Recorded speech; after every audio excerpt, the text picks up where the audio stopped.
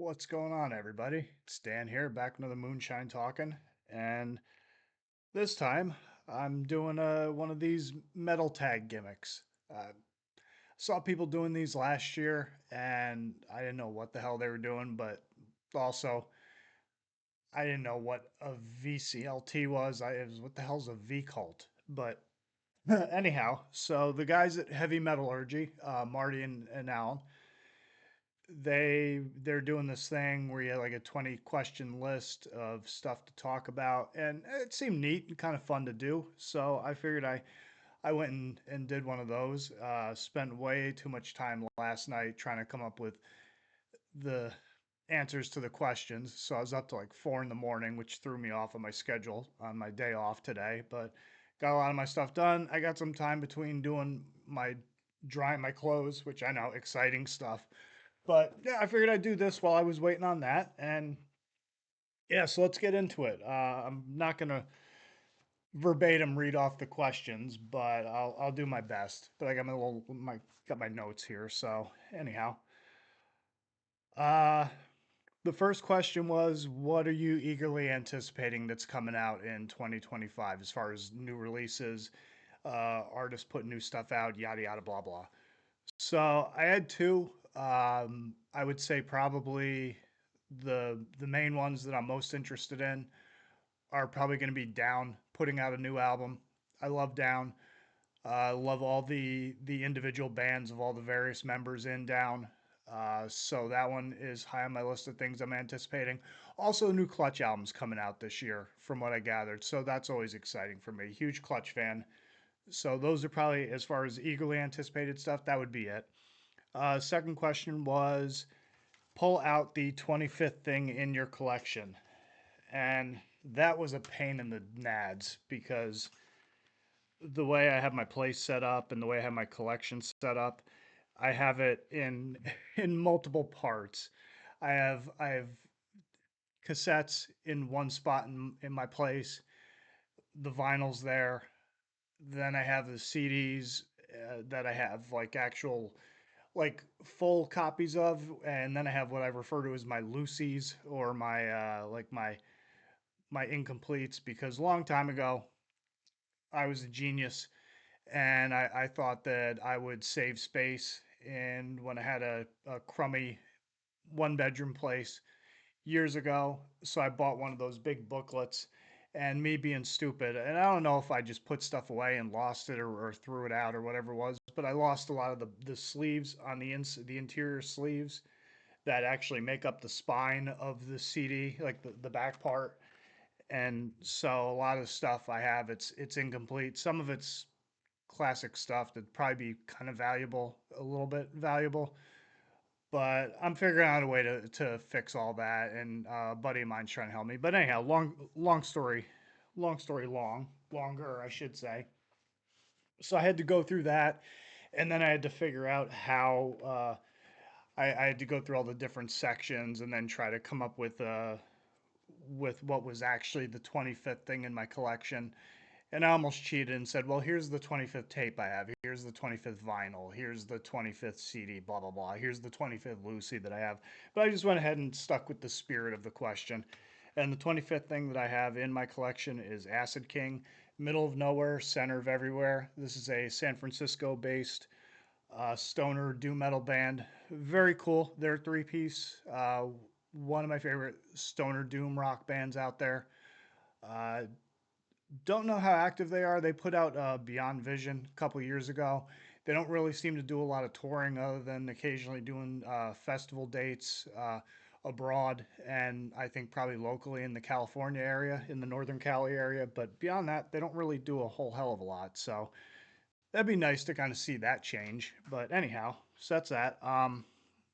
Next question is a band that was overdue, that you've slept on forever and finally got into them and enjoy them. I mean, with me, that's a lot. You'd probably be shocked and ashamed at me for a lot of the stuff that I'm not really very familiar with, especially a lot of old school bands. We won't get into that because heaven forbid I get called a poser by anybody online. So, but as far as a band that I went out of my way to listen to, I'd say it's probably Christian, which everyone knows Christian. If you're watching this, you know Christian, Brazilian death metal. I do have. I bought Mortem Solus a couple years ago, and I enjoyed it. And I think I've seen them live before, but I really don't remember. I probably didn't. I'm probably just confusing that with another band. But I went out and, as a lot of people would know, Hell's Headbangers did reissues of their first four albums. So I went and I snagged those up, and that actually fun story to that is that led to the delay in me getting the new Deceased album because these were back order. Something was going on with production, so it put everything. It just threw everything out of whack. So it took me a while to get all that stuff, but here's one of them at least: the Black Forest Domain. That's the Hell's reissue of it. It's a neat little booklet, but I honestly I don't. I it's cool. It's cool and all, but the way it sits on the racks is kind of a pain in the ass. But that notwithstanding, very good stuff. Very brutal, ferocious. The drumming on it is nasty as all get out. Super fast and aggressive. The songs are fantastic on them. I know I say fantastic a lot. You get used to it, but no, it's really good stuff. As far as just sitting and listening to all the albums, they're one of those bands where I was like, yeah, I waited way too long to really dig into this, and I was super stoked to see them when they came to town with Deicide when they were on tour with them. But as a lot of you know, the week that was happening, it was my birthday when they were supposed to be here. That was my birthday present to myself.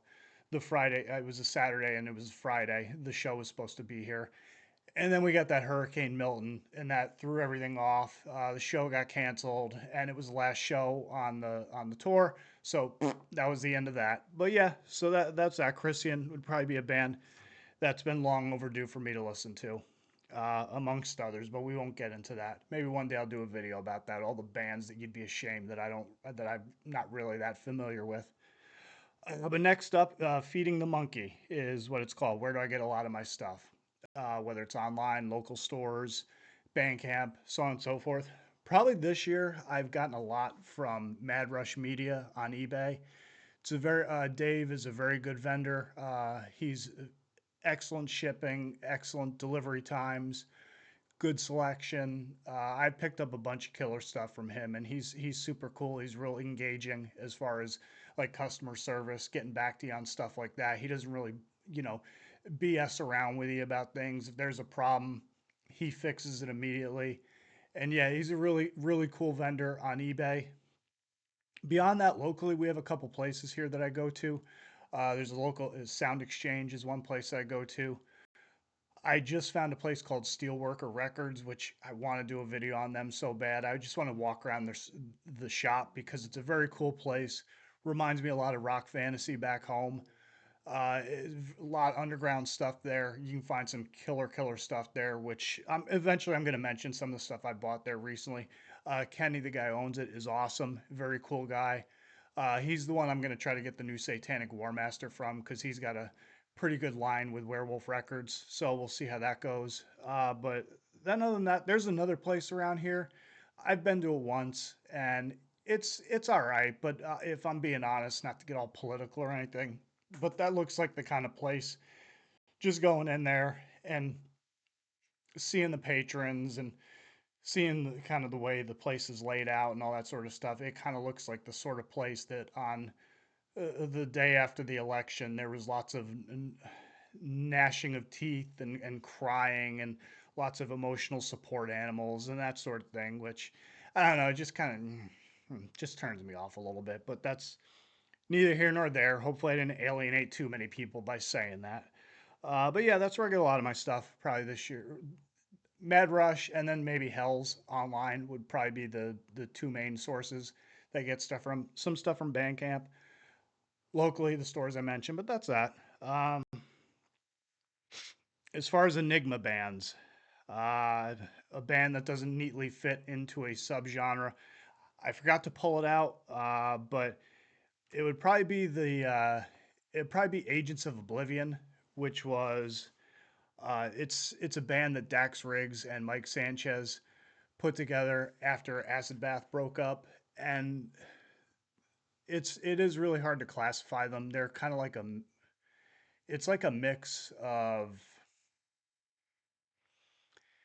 there's metal elements, there's like just rock elements to it. There's almost kind of like funky jazz elements to it. Dax has an amazing voice. It's melodic and haunting. It's very powerful and bluesy and soulful at times, but he's got a tremendous voice as far as vocalists and people that came from the metal scene. I know he kind of does his own thing where he's got like weird tastes and whatnot or unique tastes. But he's very talented. The whole band is really good. Killer album. I should have brought it out, but I just didn't pull that out in time, and I'm not going to go run to get it. But yeah, of Oblivion. That's probably a band I would consider an enigma band. I was trying to stick in the heavy metal format because that was what the question was. But if I went outside, kind of outside the heavy metal format, because they're not like a proper heavy metal band, I'd say the Melvins is another one that's kind of an enigma. Like they're hard to pin down and classify into a subgenre. So that would be my enigma bands. Eating Crow, artist band who you never really liked, and then you got into them, and now you love them. Fun story on that. It's gonna be Alice Cooper. Uh, when I was a kid, I got trash for Christmas or a birthday. I can't quite remember because it was a long time ago since I've been a kid. But never really got into Alice Cooper too much. I heard Only Women Bleed, and it was like, that's just trash. Just an awful song, in my opinion. Just lame and just wimpy music. So never really got into them. Alice Cooper was opening for Black Sabbath when they were Heaven and Hell when Dio was fronting the band the last time they were all together. It was Sabbath with Dio, Heaven and Hell, Alice Cooper, and Queensryche. That was the tour package. And buddy of mine who was a drummer in a band, he was telling me, "Oh man, you're gonna love Alice Cooper. They're amazing live." And Glenn Sobel, he's a killer drummer, and the whole band he's got with him. And I think he had Nita Strauss at the time. And he was just really putting over how great they were. Like, I'm really there. Queensryche will be cool, and then I'm there to see Sabbath. Long story short, they were probably Alice Cooper band was probably the best one of the night. They blew Sabbath out of the water. Even though Sabbath was awesome, it was great to see them, especially with Dio passing away. It's one of those things where you don't really get those chances again. So getting to see them was a great pleasure and a treat to seeing how things worked out over time. But then I started getting into Alice Cooper after that. Started digging into some of the stuff, some of the earlier releases. I went and I got a best of right after that show. I found it at the Sound Exchange, Mascara Monsters, and I've been kind of slowly over time starting to add in a few of what I would say are probably essential stuff of the Alice Cooper band. I got Billion Dollar Babies. The one with the ballad of what is it, Dwight Fry? Am I saying is that the right song? I can't remember the name. Love You to Death, is that the name of the album? I got that one. And then yeah, I'm trying to pick up Killers and a couple others. But yeah, that would be one who I would say I kind of ate a little duty on that one. Ate a turd sandwich on that one because I never really liked Alice Cooper. Never really got into his band, and then saw him live. It blew me away, and now I'm a fan. And I put him over all the time and tell people, yeah, you got to go see, even at his accelerated age, as it were, definitely go see Alice Cooper live. It's a great show, and you'll enjoy yourself. It's a good time. But next up, Blind Buy that I got this year. I got Ritual Killer, which is a side project of Sammy Duet. He actually autographed the the CD. It's very cool, kind of black and thrash death metal mixture. A little bit similar to Goat Whore, but something that you would expect from Sammy because he's very deeply immersed in the underground scene, extreme metal, and this is the sort of thing that you'd expect from him. I got like patches and the banner that I have in the back there. I got that at the same time. Saw that from the from PM Star Promotions, and I said, what the hell? Let me check this out. And plus, it's cool because it's autographed. So I thought, okay, that's kind of a neat little bonus. So picked that up and really enjoyed it.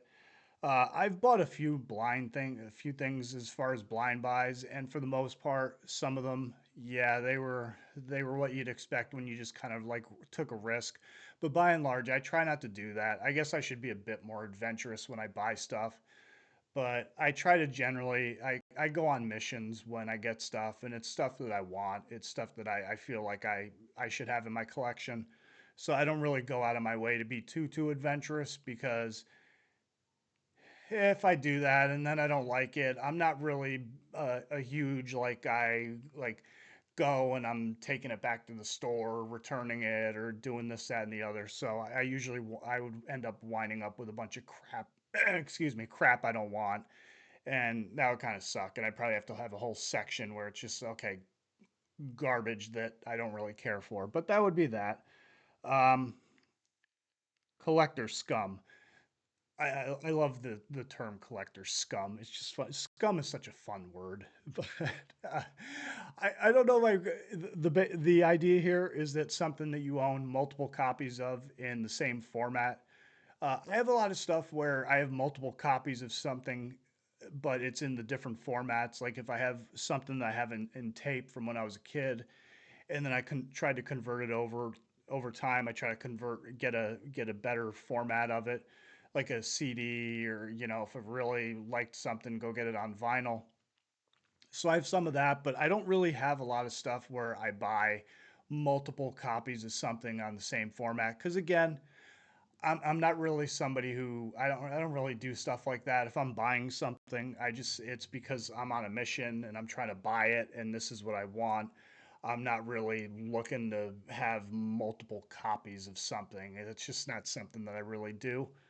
But I did a couple of times this year because when I have done that, it's because I'm gonna give stuff out as gifts, or eventually there's a couple things I'm doing where I'm gonna like do giveaways on my channel. So that would be kind of the stuff that would fall into that line of thinking, into that mentality, into being a collector scum. But generally, I don't really keep more than I buy a copy that I want of a release that I want, and then it's there for my collection. I don't really buy a bunch of stuff. But one of the things I did this year is Virulence Necrosis. This is an EP from they're a Tampa death metal band. I went to go see them at Swarmfest recently. They're fantastic. They've got a full length coming out this year, which if you like old school Tampa style death metal, they do it right. They're a fantastic band. They're great live. Uh, I ran into their guitar player Vince at a convenience store. He had just got done playing a gig. I just got done at work. We ran into each other. He had a Skeletal Remain shirt on. We got talking. He got telling me he was in a band. Went to their band camp, picked a few up, and I said if I like it, then I'll hand it out to friends, which is what I did. And everybody thus far seems to enjoy the band, and they are fantastic. But so that would be the one thing that would fall into the collector scum category. But beyond that, that's what I do. I don't get into the whole collector scum mentality, as it were, at least in that respect. But then next up, something that would be a holy grail purchase that you made this year. Um, like I don't, there's things out there that I guess are things. There's definitely things I want to get. But as far as something that I really wanted to get this year that I've either been sleeping on, or just dragging my feet on, or whatever the case might be, or just couldn't find it. Eventually, I went to Discogs because uh, when it comes to collecting and buying stuff and stuff like that, I never really did a lot of online stuff before this year. I'm really not a big online person. So it's been kind of like a new experience for me going out and buying stuff on eBay, or buying stuff on finding out what Discogs is, and finding out that there's a thing called Metal Archives and stuff like that. I'm very out of the loop when it comes to a lot of things. Like I just kind of like do my own thing, and I don't really follow a lot of stuff. So it's kind of interesting that I decided to do a YouTube channel. But Yeah, so one of the things I finally wanted to get, I was trying to complete my crowbar collection, and I finally found Obedience Through Suffering on Discogs. I found it at a pretty decent price, so I picked that up, and now I finally have every crowbar full length on a CD. So I was very excited for that. That would probably be something that would be like a holy grail purchase that I got this year. As far as something the V Cult Gods, something that I'm really like is on my radar, but I haven't picked up. And it's like, oh, please, could somebody get, you know, I don't know. I don't really. Nobody's gonna get me squat, but that's kind of just how I am. But as far as something that if I got it, I would be stoked to get it. Probably the band 13, which is Liz Buckingham from Electric Wizard. It was her band prior to being an Electric Wizard, and seeing as I'm a huge Electric Wizard fan, they have a collection of all their demos and EPs and splits and stuff like that with Grief and I Hate God and I want to say I almost want to say Brutal Truth, but don't quote me on that. I think I'm wrong on that. I'm mistaken on that one. But all their splits and EPs and stuff like that they put into one collection, and that would probably be the thing that I'd like to get my hands on. Because again, just being a huge Electric Wizard fan, that would be, and I've heard it, and it's killer sludge, doom, like the stuff that I really enjoy. So that would be something that is definitely on my radar to try to pick up. But just trying to find stuff at a reasonable price and not spend an arm and a leg or trying to sell blood or anything like that. And I don't really feel like shaking my ass for dollars because honestly, look at me. This if I took my clothes off, the paleness alone would cause people temporary blindness, and it'd be one of those times where the club promoter would be coming up to me and saying, "Yeah, it's the first time they ever did a put it on chant for in the crowd." It was wild. But anyhow, so something boomerang album, something that keeps winding its way back up into your collection. See my comments about collector scum. I really don't do stuff like that, so I don't have any boomerang albums, like stuff that if I don't like it, then I will hold on to it or I would just get rid of it and it's not going to make its way back into my collection. That's just so I don't really have any boomerang albums. Then something that I reconnected with this year that I haven't listened to in a while. So at my work, we have I work with a bunch of kids meaning 20 somethings, and we used to do a thing called Metal Monday, where since I'm a manager at my job, and the way the pecking order works is I'm kind of high up in it, not bragging, but that's a fact. So I have a little bit more leeway to do certain things, but at the same time, it's also a business. You, we're open to the public. You don't want to alienate people, so you can't play like friggin' like I played Absu one time and a customer said she was getting anxiety hearing it. So I was like, oh, okay. So sometimes you gotta kind of pick and choose your battles as far as it goes. But once a week we would do Metal Monday and it let everybody pick something that they would consider metal, and I would put some heavy stuff on there. And like a lot of the kids that I work with, their idea of metal is like freaking Sabaton and Dream Theater and Ghost and stuff like that. So I try to it, I'm trying to think of the word. Sorry, I was gonna say indoctrinate, but that's the wrong word. That's not what I'm going for. But I try to introduce them to certain bands. So one of the bands I introduced them to was Suicidal Tendencies. I would play Institutionalized for them, and they all loved the song. And then I started playing. I'd play I Saw Your Mommy, and then I would start putting the channel on and introducing them to different stuff like that. So that got me listening to Suicidal Tendencies. I'll just show this off, my tape of the debut album. And fun story about that. I always got fun stories. Uh, when I was a kid, when I was in high school, we had a radio station back home, 92.7. I want to say WPLJ, but don't quote me on that.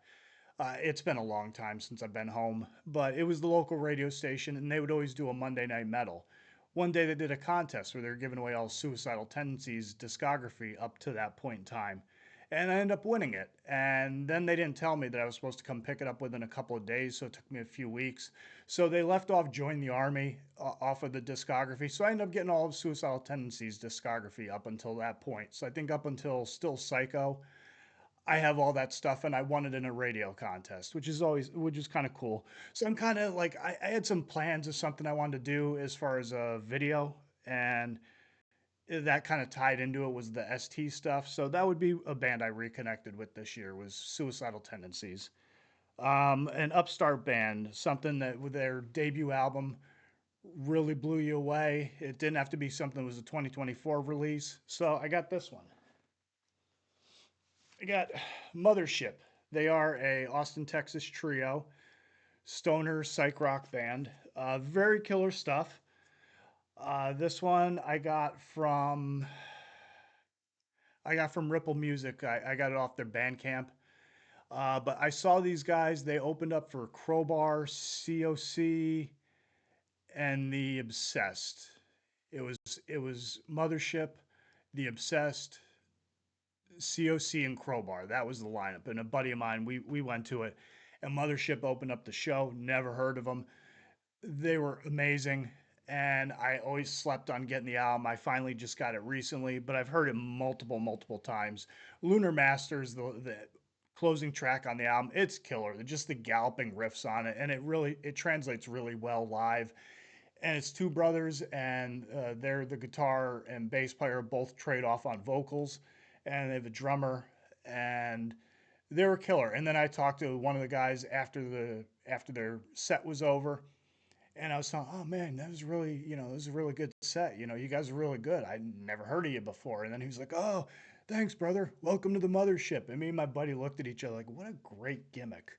But anyhow, so that would be a band who had a tremendous debut album that really kind of, I've heard plenty of stuff that where the debut album's really good, but that was just one I could think of off the top of my head to bring to people's attention. As far as then the next thing was something that I got from is the category was influencer, somebody who had a YouTube channel, and you bought something just solely based on the fact that somebody mentioned it, and I forgot it, so I am going to pause this real quick and go grab it. And I'm back because that didn't take me long. I just had to round the corner. So this is Daisy Cutter. This is a death metal band from England. It's a husband and wife uh, combo band. And it's really good death metal in the vein of there's lots of HM2 worship there, a little bit of bolt thrower action going on. And it was really cool. I got it solely based on the fact that Anthony, who runs the channel called Metal Miners, he has exceptional taste. Is another Florida dude. So we've kind of connected. I always jokingly call him my hurricane buddy because we're always going back. We were going back and forth this somewhat active hurricane season this year, and this was something that he recommended. He had a bunch of copies of it, so I picked one up from him. And very good stuff. So that would be something that there's a few things I bought this year that people have recommended, but that would be one off the top of my head that I would say is something I got solely based on the fact that I would not have heard had somebody that I didn't watch their channel had mentioned. Had they not mentioned it, I would have never even thought to pick something like this up. So yeah, Daisy Cutter, that would be one. Uh, don't judge a book by its cover. This is something where it's a great album, but the cover is rotten, and I have it here somewhere. I would say probably Warrior Soul, Drugs God, and the New Republic. Don't mind the crap on it. I haven't completely peeled the sticker on it or replaced the case on it, but this is a fantastic album. But that cover is very bland. Uh, Kind of like a mix of punk and hard rock. Uh, like I don't want to go as far as say like 70s era type hard like glam rock like New York Dolls or anything like that, but definitely kind of in that space between the punk and the hard rock. Kind of like a right before grunge or right around the same time where there was grunge coming out, but it was a band that wasn't quite like didn't quite have the Seattle sub pop sound or anything like that. But fantastic album. This thing is killer from top to bottom. I just love it. Warrior Soul had some tremendous albums. Like the first 3 4 albums that they put out in the '90s were fantastic, and some of my favorites in that style of music. And that would be one that the cover stinks, but the album is great. And then moving on, something that it from a it was the Rembrandt category where point something out from one of your favorite artists that does stuff. I'd say probably because I know a lot of people talk about Dan Seagrave and a couple others. I was almost going to mention the H.R. Giger cover from Danzig 3, but I've mentioned that before, so I figured that was kind of redundant. I'd say probably Shagrot, Tim Shagrot from Acid Witch, and this is one of their albums and one of their covers. You can see that right there, Witch Tannic Hallucinations. Hallucinations. And very cool, the color schemes, the witch with the boiling cauldron and the head in it, all like a lot going on there. He actually, the shirt I'm wearing right now, this was not intentional, but it seemed to work out. This was a design that he did for Midnight. You can see it back there on the tour poster that I got, but he did all that. And he's a great artist. Very cool stuff. Very creative. I definitely like the style and the way that the color schemes and all that sort of stuff. It's a little bit. I like kind of like that those wild variants. I like colors and I'm not really like I like a straight black and white kind of basic thing, but I like when people get a little creative. If you haven't noticed, I do kind of like stuff like that, kind of almost like hallucinogenic, psychedelic, kind of out there sort of thing. I love stuff like that, so I really enjoyed that. So that was that, and then I missed one, so I'll go back to it. Something I want to see reissued. Don't laugh. Don't judge me. Go ahead. It's free country. Do what you want. But something that I would like to see reissued. Because if you know me and you're familiar with my channel, of course I would. But this one here, I would love to see WWE do a reissue of Pile Driver, the wrestling album. This thing is fantastic. I no longer have it anymore. I had this when I was a kid. I got it for Christmas. And you can see it's missing the tape. And it was really cool. It was a bunch of entrance songs for the 80s wrestlers back in the day, like Demolition. Rick Derringer did their song, and that was really good. Jimmy Hart, the Mouth of the South manager, he did a couple songs on it. Coco Beware, who was a wrestler at the time, he's also had a decent voice. He did a song on there, and then a couple. He did the title track "Pile Driver," and he did a couple songs. He did his theme song when his entrance music. He did that as well, and there's a few others on there. They're really good. So I'd probably say that one would be something to me, at least being a wrestling fan, being a music fan. That would be something that'd be really cool if WWE put out. I mean, they could put it out on cassette, vinyl, whatever the case might be, and I think it would sell. I think it would, for lack of a better way to describe it, nostalgia bait would kick in for a lot of people, and I think a lot of people would enjoy it. Now, nowadays, some people aren't so high on Hulk Hogan for societal reasons and other, some controversies and crap that he said he's got caught saying. So I understand where they might not want to do that, but at the same time, that'd be something that I think, just thinking of something to reissue. That would be something I think it'd be cool to reissue. That's just me. Moving on to the last two, we got two more. We're closing out here. Something that I would like to see live this year. I'd like to see Grave. I know they're reuniting. They're doing some stuff. I think they might be doing some festivals, but I would love to see them do a proper tour and come to Tampa and come to the Florida area and get to check them out. I've never seen them live. I'd love to see them live. There's a bunch of bands I'd like to see, but just thinking of one who I haven't seen that I would really enjoy seeing, that would be one of them. They're one of my favorite Swedish death metal bands, and that's one of my favorite subgenres of subclasses of death metal. So that'd be something I'd love to see live, would be Grave. And then finally, shout out a couple channels that you like or a couple channels that you watch. Uh, Probably two would be.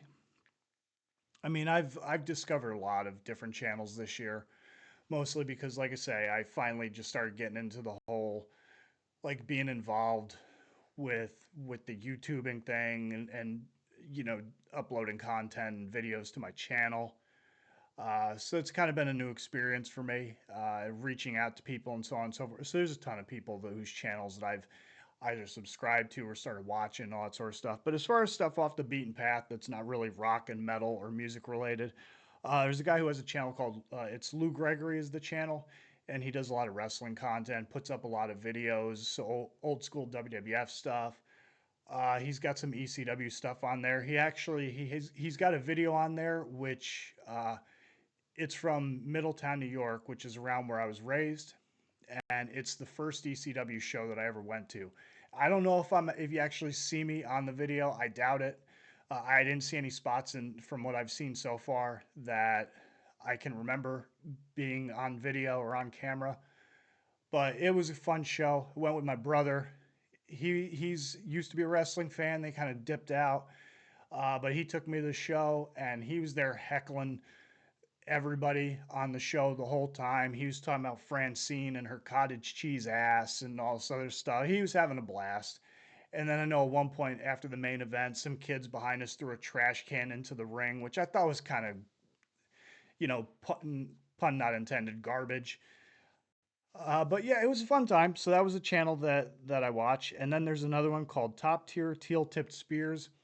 I like Opie and Anthony. Opie and Anthony was an old radio show from the New York area. It was kind of like as far as the shock jockey stuff of the 90s and early 2000s. They competed with Howard Stern. They were probably always number two as far as a syndicated shock rock channel or show that was on radio. They got into a lot of trouble over the years. They're very controversial figures, and but I loved it. They had a lot of great comedians on there. I love comedy. I love stand up comedy, and they had some of the best New York based, East Coast based comedians on the planet would come and do their show, and they would all roast each other and shit all over each other, and it was always very funny. They would talk movies and pop culture and controversial societal topics, stuff like that, and it was always funny, and it was always like a very cool, like podcasting the way that it's seen today. A lot of it can be credited to Anthony Cumia, the A and the O and A. He was the one who Joe Rogan considered his greatest influence because Anthony, on the side, but besides doing the O and A show, he set up because he made so much money being on O and A. He set up his own studio at his house, and he would do his compound media. And even though a lot of people, you get digging into Anthony's story, he's kind of like very controversial, and some people really, really don't like him. Uh, he's not as fun as he used to be. He's kind of lost a lot of zip on his fastball, as it were, but he's very funny, good impressions. But point being is that style of what he did at home with a compound media and kind of the format that O&A did where it went from doing like more of a traditional radio based format with spinning records and stuff like that where they went more talk based, but it was a lot of comedy and doing, just doing hangs. It really kind of paved the way for the modern podcasting style that a lot of people are familiar with. And yeah, it was a really good show, and I really enjoy it. And the channel I just mentioned, Top Tier Teal Tip Spears, there's tons of channel that have O and A content online, but that's one of the ones I watch. They have a lot of stuff with comedian Rich Voss, and he's very funny. He's always, a lot of people would say he's one of he's a fantastic comic, just very sharp. He's a dummy on the radio, but he's a very brilliant comedian. Very quick. He's very mean and just a great comic. And but I listen to a lot of that, especially when I go to bed, because it's dark and it's almost kind of like I just put it on and go to sleep listening to comedians trash each other. So that's kind of like what I do to kind of wind down and go to sleep at night. But anyhow, that's the 20 questions. That's a metal tag. Holy crap, this is 40 minutes long. But I hope you enjoyed it. I hope I did a good job on it. And yeah, I'll catch you on the next video. And everybody enjoy. Have a good one.